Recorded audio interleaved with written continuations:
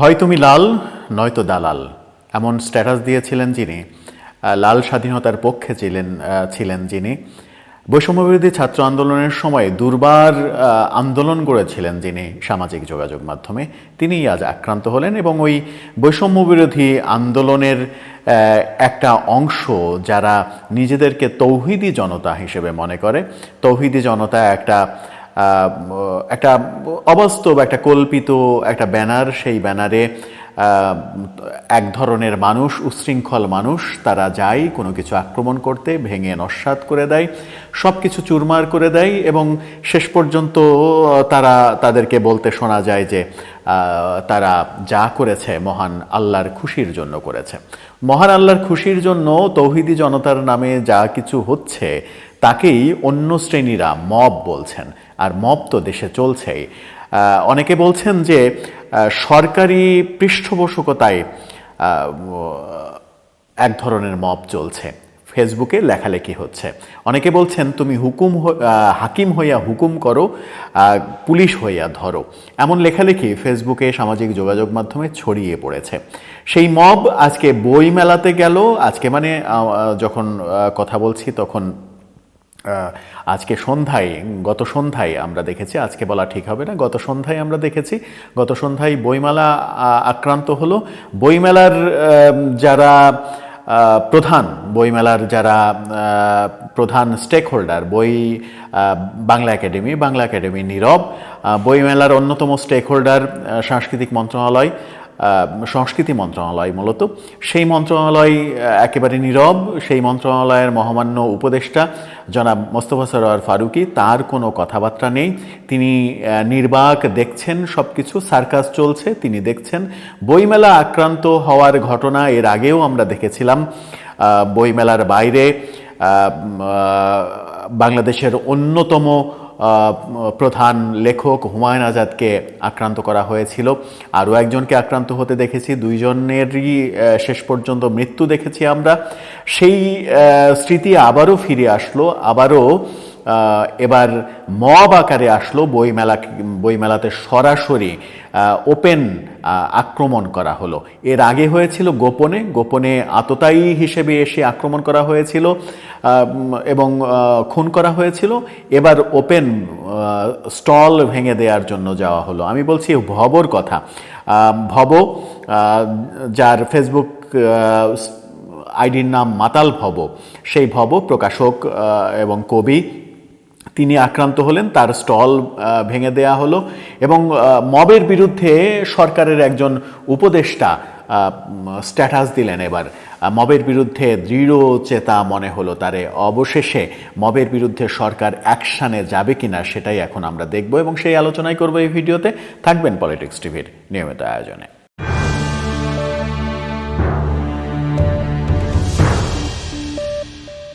চলছে বইমেলার 128 number stall, Sabyasachi stall, সেই স্টল আজকে বন্ধ হয়ে গেছে। সেই স্টলের আক্রমণ করা হয়েছে। সেই স্টলের যিনি কর্ণধার মাতাল ভব, সেই ভব আক্রান্ত হয়েছেন। তিনি বৈষম্যবিরোধী আন্দোলনের সময় তার পক্ষে অবস্থান নিয়েছিলেন। তিনি সেই সময় ফেসবুকে একটা স্ট্যাটাস তার খুবই ঘুরছে, তাকে নিয়ে অনেকে ট্রলও করছেন। সেই সময় তিনি স্ট্যাটাস দিয়েছিলেন হয় তুমি লাল, অর্থাৎ লাল প্রোফাইল নিয়ে তিনি স্ট্যাটাস দিয়েছিলেন, হয় তুমি লাল নয়তো দালাল, অর্থাৎ লালের বিপক্ষে যারা ফেসবুক প্রোফাইল যারা লাল করেনি তারা সবাই দালাল, এমন আখ্যা দিয়েছিলেন। সেই ভবই এবার আক্রান্ত হলেন। তার স্টল 128 নাম্বার স্টল আক্রমণ করা হলো তৌহিদি জনতার নামে এবং সেটি বন্ধ হয়ে গেল, সেটি বন্ধ করে দেয়া হয়েছে। সংস্কৃতি মন্ত্রণালয়, বাংলা একাডেমি সবাই নীরব, এ ব্যাপারে কোনো কথা নেই। কারণ ওই যে তৌহিদি জনতার ব্যানারে যা কিছু করা যাবে, বৈষম্যবিরোধী ছাত্র আন্দোলনের ব্যানারে যা কিছু করা যাবে সব কিছুই যেন এই দেশে হালাল হয়ে যাবে, তেমনটাই হচ্ছে। এরকম ঘটনা যখন ঘটছে তখন আমরা দেখছি সরকারের একজন উপদেষ্টা তিনি ফেসবুকে স্ট্যাটাস দিয়েছেন এবং মবের বিপক্ষে অবস্থান নিয়েছেন। বলছি মাহফুজ আলমের কথা। অনেক সময় তিনি মাহফুজ আবদুল্লাহ নামেও পরিচিত। তাকে নিয়ে অনেক সমালোচনা রয়েছে। সরকারকে যত ধরনের সমালোচনার মুখে ফেলার দরকার তিনি ফেলেন তার ফেসবুক স্ট্যাটাস কর্মকাণ্ড দিয়ে। এর আগে ভারতের জমি দখল করে নতুন ম্যাপ বানিয়ে তিনি ফেসবুক স্ট্যাটাস দিয়েছিলেন। সেটার কারণে সরকার অনেক বিপদে পড়েছে, আন্তর্জাতিক চাপ বেড়েছে সরকারের উপরে। বর্তমান মবের কারণে আন্তর্জাতিক চাপ একেবারে এমনভাবে পড়েছে যে তিনি অবশেষে বোধহয় সঠিক লাইনে আসলেন এবং সঠিক লাইনে এসে একটা স্ট্যাটাস দিলেন।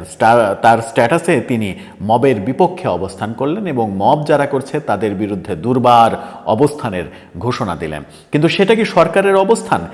সেটা সরকারের অবস্থান যদি হয় তাহলে খুবই ভালো কথা। তিনি লিখলেন, অভ্যুত্থানের পক্ষে হলে মব করা বন্ধ করেন, আর যদি মব করেন তাইলে আপনাদেরও ডেভিল হিসেবে ট্রিট করা হবে। অর্থাৎ যে ডেভিল হান্ট অপারেশন চলছে সেই অপারেশনে ডেভিল হিসেবে মব যারা করছে তাদেরকেও চিহ্নিত করা হবে, এমন কথা মাহফুজ আলম তার স্ট্যাটাসে লিখছেন।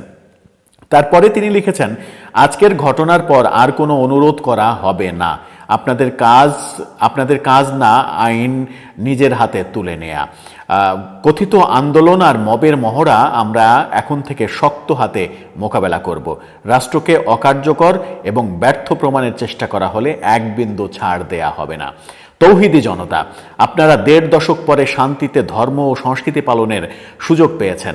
আপনাদের আহামকি কিংবা উগ্রতা আপনাদের সেই শান্তি বিনষ্টের কারণ হতে যাচ্ছে। জুলুম করা থেকে বিরত থাকেন, নইলে আপনাদের উপরে জুলুম অবধারিত হবে। লা তাজলিমুনা ওলা তুজলামুনা, জুলুম করবেন না, জুলুমের শিকারও হবেন না, এমনটা তিনি লিখেছেন। শেষে লিখেছেন, এটাই আপনাদের কাছে শেষ অনুরোধ। অর্থাৎ সরকারের পক্ষ থেকে যদি এটা হয় তাহলে বলা যাবে যে সরকার মবের বিরুদ্ধে একটা শেষ অনুরোধ করলো যে মব যারা করছেন তারা বন্ধ করেন, নয়তো মবের বিরুদ্ধে সরকার অবস্থান গ্রহণ করবে। কিন্তু আদৌ কি সরকার মবের বিরুদ্ধে অবস্থান গ্রহণ করবেন? মব কারা করছে? তৌহিদি জনতার নামে কারা এই লঙ্কাকাণ্ডগুলো দেশে করছে? তৌহিদি জনতার নাম ধরে নারায়ে তাকবীর, আল্লাহু আকবার মিছিল করে কারা মানুষের ঘর ভাঙছে? কারা বইমেলায় যে স্টল বন্ধ করছে? এটা তো আমরা সবাই জানি যে কারা করছে।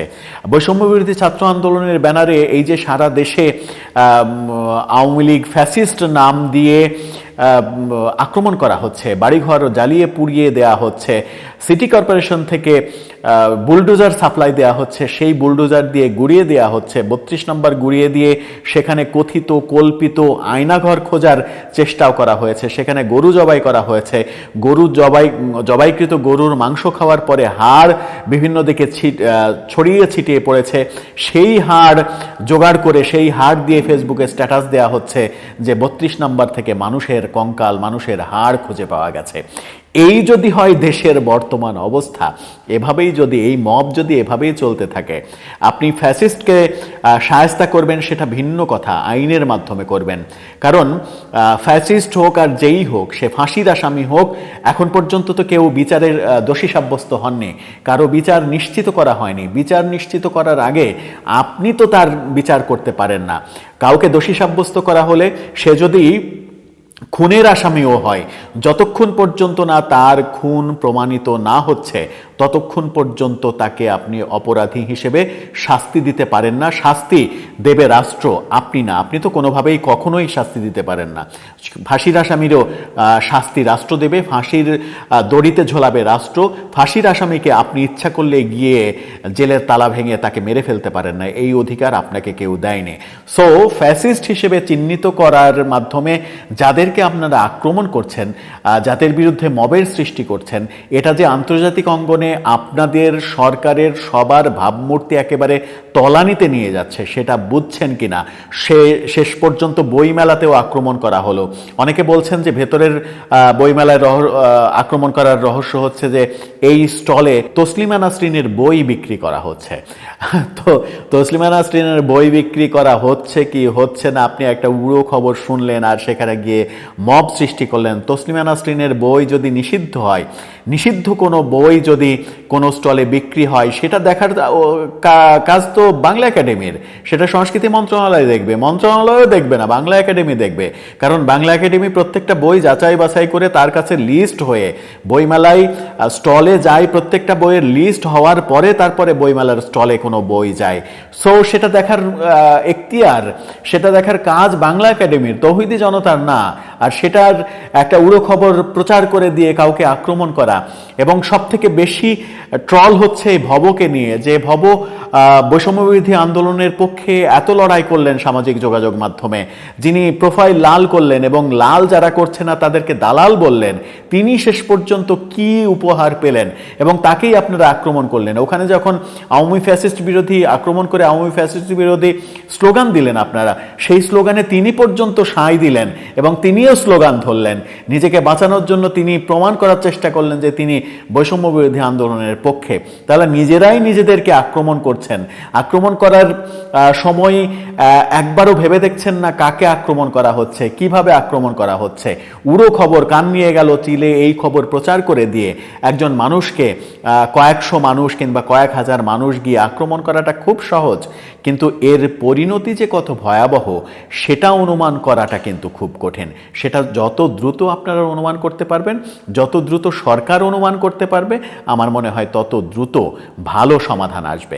তা না হলে আন্তর্জাতিক অঙ্গন থেকে যে ধরনের চাপ সরকারের উপরে এসেছে আজকে বইমেলা আক্রমণের পরে, সেই চাপ আরও বহুগুণ যে বাড়বে সেটা মাহফুজ আবদুল্লাহ হয়তো অনুমান করতে পেরেছেন, টের পেয়েছেন, সেই কারণে এই স্ট্যাটাসটা দিয়েছেন। যদিও তার এই স্ট্যাটাসটা নিয়েও ট্রল হচ্ছে যে তিনি গেরস্তেকে বলছেন সাবধান হও আর পুলিশকে বলছেন ধরে নিয়ে আসো।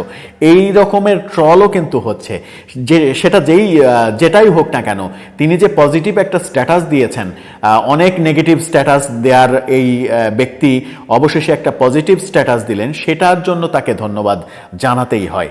দর্শক, আপনার কি মনে হয় শেষ পর্যন্ত এই মবের কালচার থেকে আমরা কি বের হয়ে আসতে পারবো, নাকি মবের মধ্য দিয়েই আমাদের জীবন অতিবাহিত করতে হবে, মবের মধ্য দিয়েই আমাদের হয়তো একদিন চলে যেতে হবে? আপনার মতামত জানিয়ে লিখতে পারেন আমাদের কমেন্ট বক্সে।